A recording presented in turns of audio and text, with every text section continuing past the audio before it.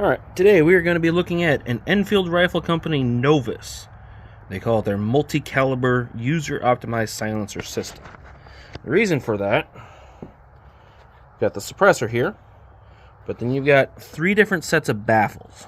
You got these ones for 9mm and smaller.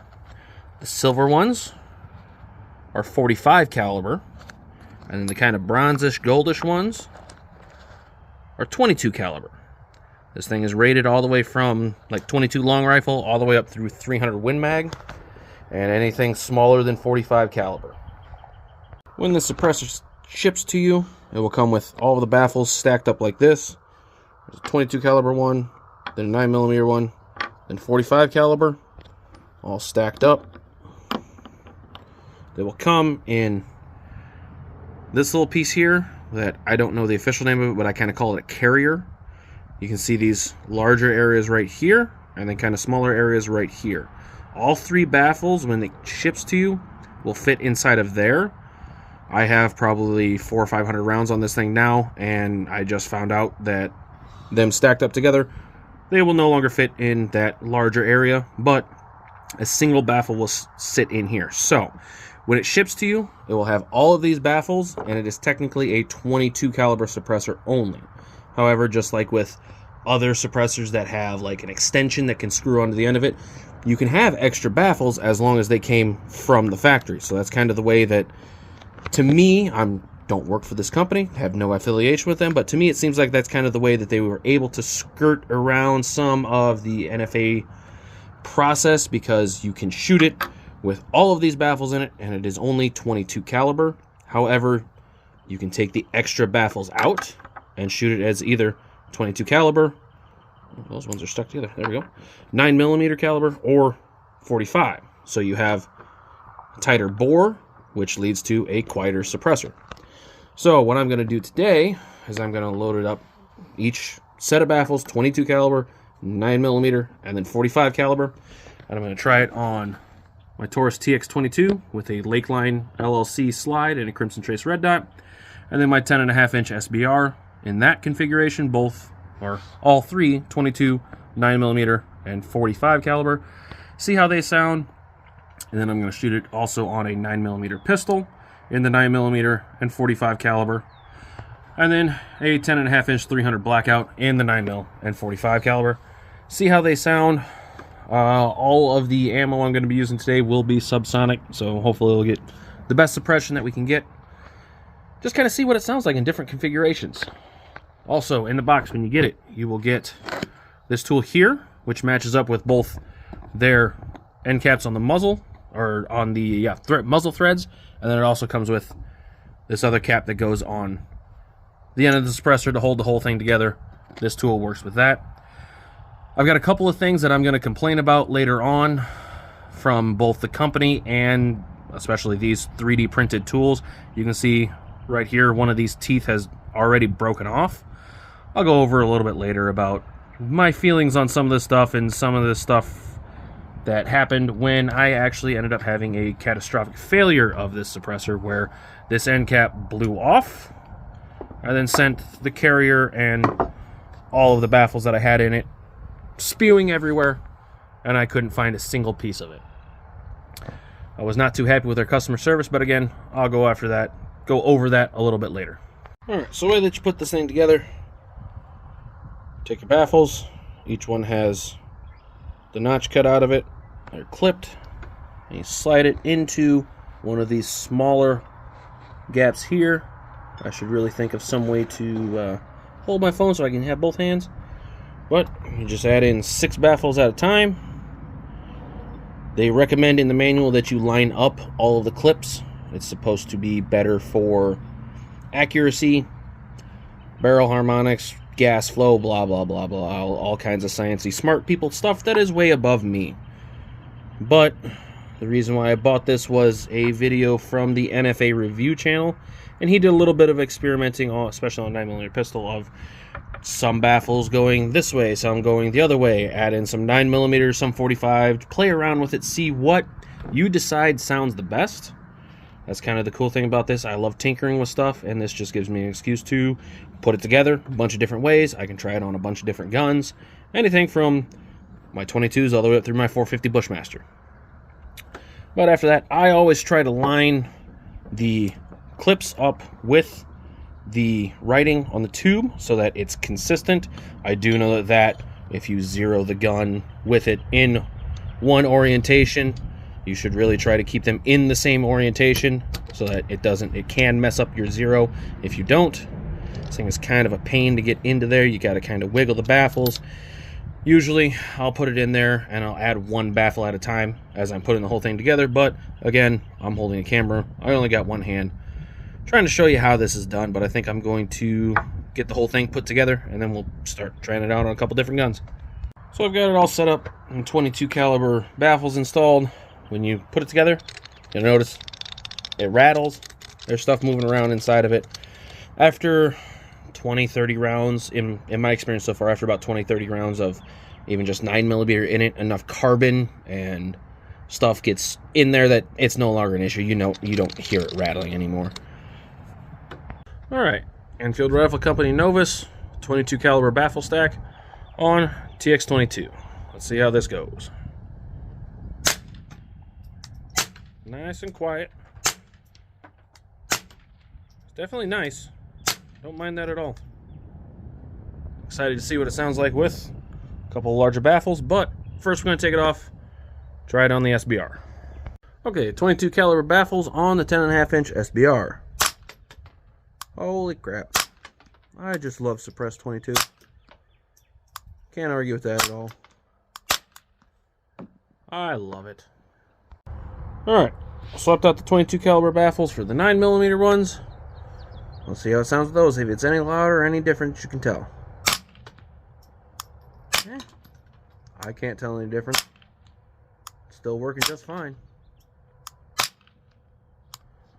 Fortunately, that was the last of this CCI standard velocity that I brought, because I thought I had more in that box. So for the 45 caliber ones, this one will be shooting Federal Auto Match. That's going to be supersonic. It'll be fine. Alright, TX22 with 9mm baffles. Let's see how this goes. Wow, that is significantly louder. Okay, did not make much of a difference on the rifle. Definitely makes a big difference on the pistol. Now I'm really curious about the 45 caliber baffles. But before we go to those 45 caliber baffles, we're going to try it on 9mm pistol and a 300 blackout. So, with that carrier system inside, this thing is really picky about what booster you use. In the user's manual, it specifically calls for the Silencer Co. booster. I didn't think that was going to be a big deal, so I bought one from, I think this was Rex Selenium. This is, I think, a Rex Selenium booster. But as you can see, I had to modify it. A friend of mine with a lathe had to shave down a little bit of this so that the end of this can fit into that carrier inside of there. Otherwise, this would not screw in all the way, and I just didn't trust it at all. I did also buy a Yankee Hill Machine booster and had the same issue. I was just able to have my friend turn this down on a lathe, and I have probably 400 or 500 rounds through it after this, and it doesn't seem like that has affected its ability to work, its strength, anything like that. But I should have mentioned this thing does have the industry standard of 1.375 by 24 threads on the end, so just about any company makes different accessories like boosters, and later on to put it onto my 300 blackout, I use a YHM ratcheting muzzle device. I'll show you that when we get there. But we'll put the booster in. We'll try a few rounds of hand-loaded 147 grain subsonic 9mm. All right, here we go.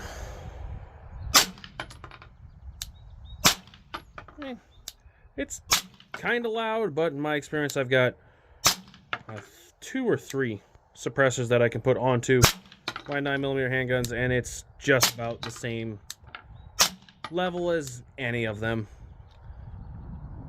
So that's 9mm baffles on a 9mm handgun. Try it on 300 blackout next.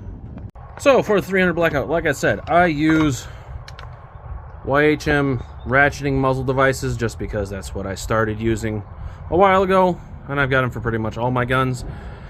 From YHM, I bought one of their ratcheting muzzle devices, this little extension piece. I'm going to go over when I go over my experiences with their customer service. This was something that they ended up sending out. Ignore all the scratches on it. That, again, I'm going to talk about a little while later, but basically I use this as a sacrificial thing to get the thing apart when it got all seized up, because I shoot a lot of cast bullets out of it. But let's see how all this thing does. I'm going to be using some 220 grain hand-loaded subsonics. We'll see how it goes. Alrighty, let's see here.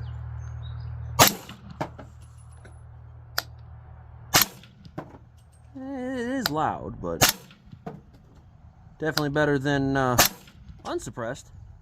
Probably would help if I wasn't under this metal roof, but we can still get an idea of exactly how loud it is, how it sounds, all that good stuff. Alright, let's try some 45 caliber baffles. Alright, starting at the bottom with the 45 caliber baffles. This is 22 again. Let's see if it's any louder than those 9mm. I'd say, yeah, it's probably even louder than the 9mm ones, but again, it is still suppressing it. So I'd say if you're going to run it on 22 stuff, use the 22 caliber baffles. This isn't really going to be that fair of a comparison because I am now using the Federal Auto Match that's going to be supersonic out of this rather than the CCI standard velocity it was using. But screw it, I've got the gun. I've got it in 45 caliber. Let's see how it sounds on here. I think it's definitely the issue is shooting it on a pistol, because even with these supersonics, shooting it with the 45 caliber baffles on this 10.5-inch rifle, that's quiet. It's still pretty quiet. I don't know how well it's going to come across on the video, but I think it's still pretty quiet. I could definitely live with that.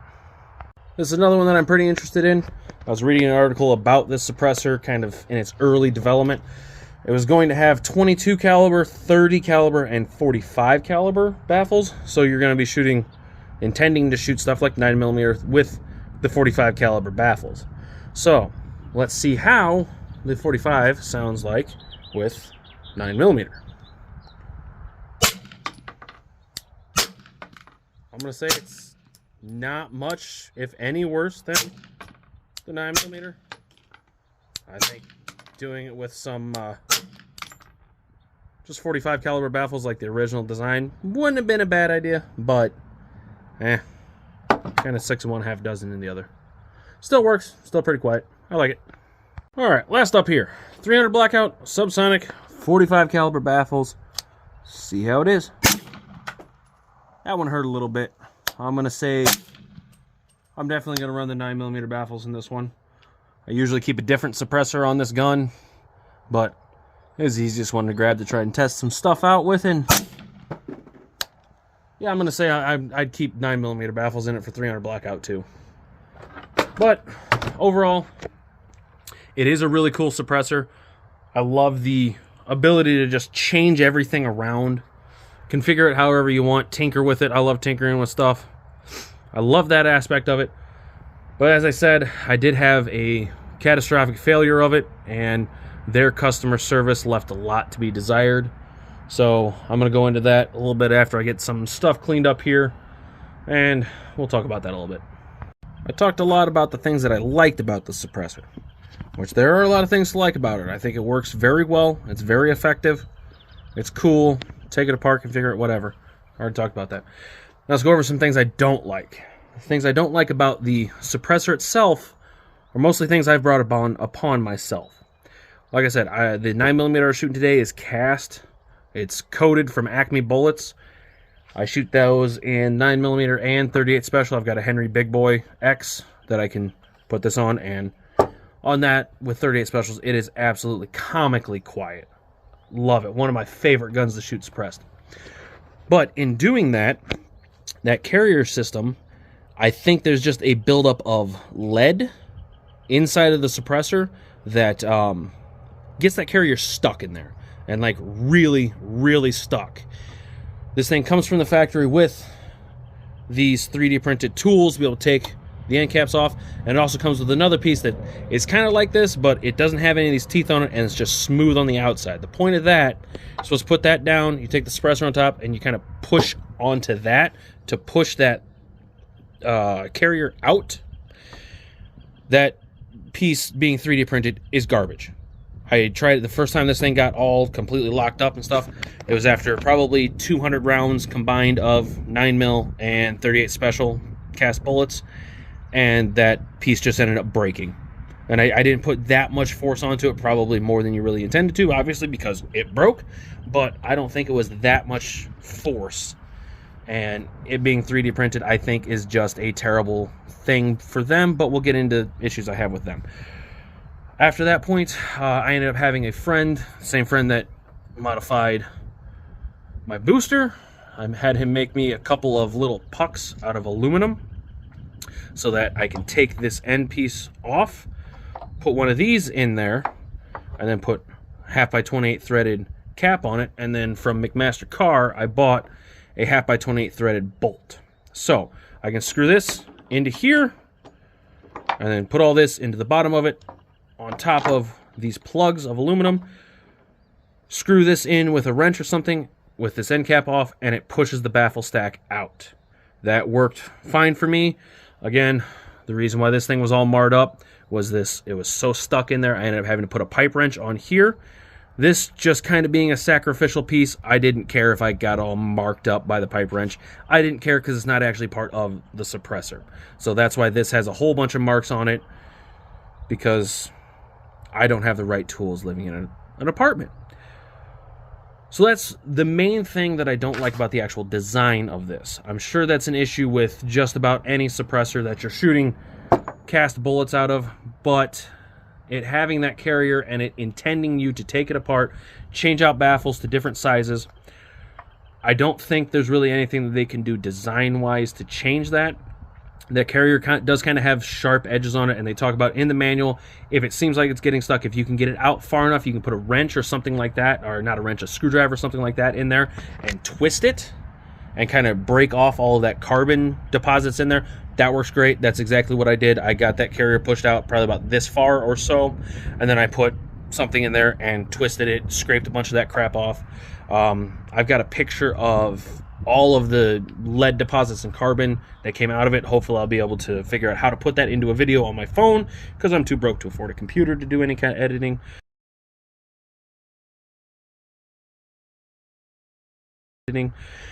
But anyway, that's kind of what I don't like about the suppressor itself. Now let's get into what happened with the suppressor when I had a failure with it. I was shooting it on an AR-10 with factory 308 ammunition, and this end cap just blew off, and everything inside of it thrown everywhere down the range. Couldn't find, I think I found one baffle, and that was it. The rest of it just gone. The day that happened, I think it was on Saturday or Sunday, something like that. Monday, after that, I called up the company trying to get an answer from somebody, let them know what happened. I had an issue. What can we do? Will this be covered under warranty? Up to that point, I hadn't fired any sort of like hand-loaded ammunition out of it like I did today. That is something that is called out in the manual that won't be covered under warranty, is if you shoot hand-loaded ammunition. Up to that point, I hadn't. So I knew I was still good with their warranty. Called them up. I get an answering machine, and it says, "You have reached the personal assistant for Charles Duncan." And then went into some kind of music. No idea who Charles Duncan is. Don't know why the company phone number that is in their manual and online is to a personal assistant for a Charles Duncan. But anyway, it goes through its elevator music and then said, "Thank you for calling Enfield Rifle Company. No one's available to take a call," something to that effect. So I left him a voicemail on there saying that I had a failure. I'd like a call back to see about what can be, if this is covered under the warranty, blah, blah, blah, blah, blah. Didn't hear anything back for a couple of days. So then I went onto their website, found their customer service email, sent them an email explaining step by step everything that happened, all of the facts leading up to the failure, and how, to me, it seems like it should definitely be covered under warranty. I did a little while. I don't remember exactly how long it is. It was a few days. I did receive an email back saying, yep, that would be covered under warranty. Give us a call, and we'll try and figure out what we can do. I was eventually able to actually call there and talk to somebody about what I can do. I should mention, I was told when I did get on the phone that the owner of the company had just passed away and that he handled pretty much all the warranty stuff. So that's understandable that they didn't have someone set up yet to be able to help with the issues that I had. Completely understandable. That's fine. They gave me the shipping address and all that sort of stuff. Went to a post office place, packaged it up, sent it off to them. No problem. Probably 2 months goes by. I don't hear anything back from them. Try to call them up. Again, same answering machine. Personal assistant for Charles Duncan. Don't know who that is. Leave a voicemail asking for a call back.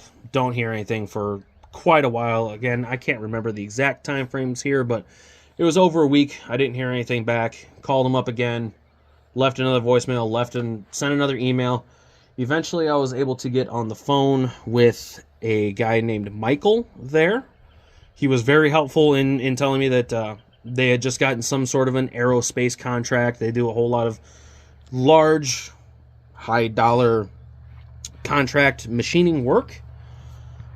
Understandable. I'm just a single person. Who the hell cares about me when you got multi-million-dollar contracts? He said that it'll get on the machine this week. The week goes by. Don't hear anything back.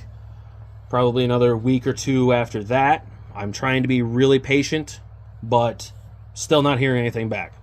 I end up calling this Michael again. I believe he called me off of his own personal cell phone, so I kind of felt like an asshole calling him on his own personal cell phone for something that's work-related, but I was getting frustrated. If you ever see this video, Michael, I apologize for being kind of an asshole, but I was getting frustrated with the whole situation. He apologized to me, said that they've kind of dropped the ball on helping me out with this. I was very appreciative of that. He did eventually tell me that he was going to make sure that it got on the machine that week to be fixed. He told me he would text me when it gets on the machine and when it gets finished. And he did that. It got on the machine, got finished. I do believe it was that week. And then got sent back to me. And I've had it ever since. Haven't had any issues with it since. It was just, if I'm remembering right, I think it was almost 4 months from when I first had the failure, contacted them 2 or 3 days later, until I finally got it back in my hands. That was almost as long as I was waiting for it to transfer on a Form 4. And it was, I think I had the suppressor maybe 3 or 4 weeks before it broke. So it was back at the factory for longer than I ever had it.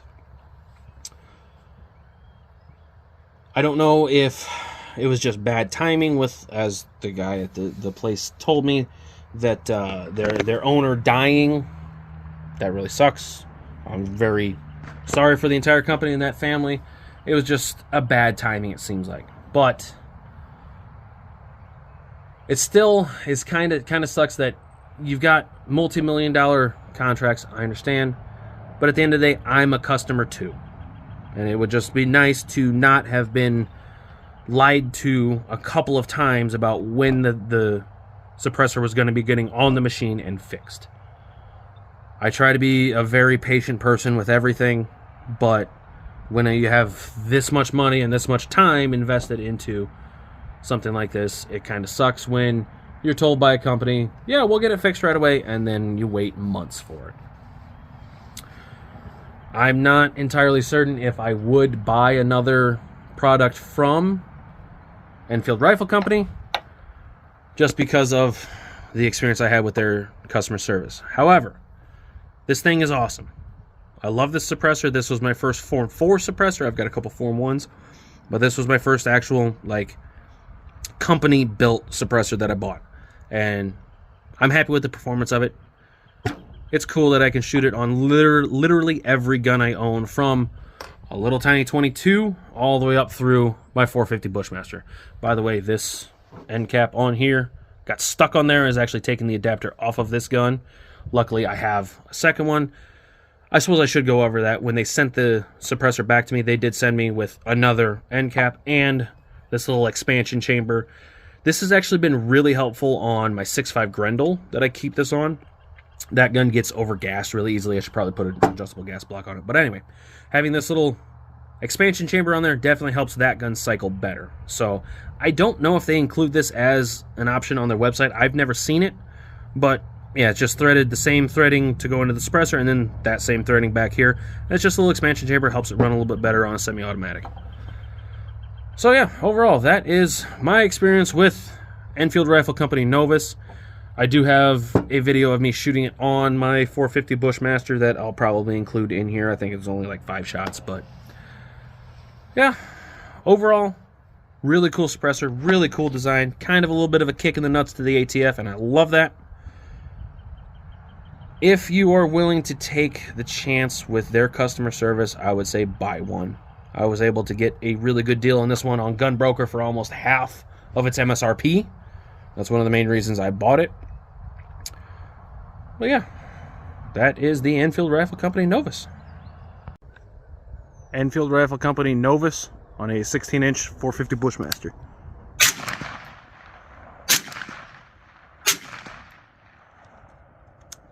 One last thing to add in here that I forgot about. These, why do you make them out of 3D printed material? This is one of the first ones that I got, and it just completely chews off the teeth. This is a terrible idea to make this piece out of 3D printed material. You can call them up and they will send you new ones for free, but still, make the damn thing out of aluminum or something. I contacted the company and asked if they would release the 3D printer file so that I can have a friend that has a 3D printer print these for me. And they said, yes, that'd be fine. Would you like just the end cap tool, or would you like the little disassembly tool that I was talking about earlier? And I said, send an email back saying, just go ahead and send both of them. And then in the same email, asked, could I commission you guys to build one out of aluminum, just because that's going to work better? And that was almost 2 weeks ago now, and I have yet to hear back from them on that. Again, their customer service seems to be pretty lacking. When I emailed them about the 3D printer files, I got a response in like 3-4 days, which is I'm perfectly fine with. But the fact that it's been like 2 weeks since that last email, and I asked a question, and I haven't gotten any kind of response back, please get back with me. I'd appreciate it.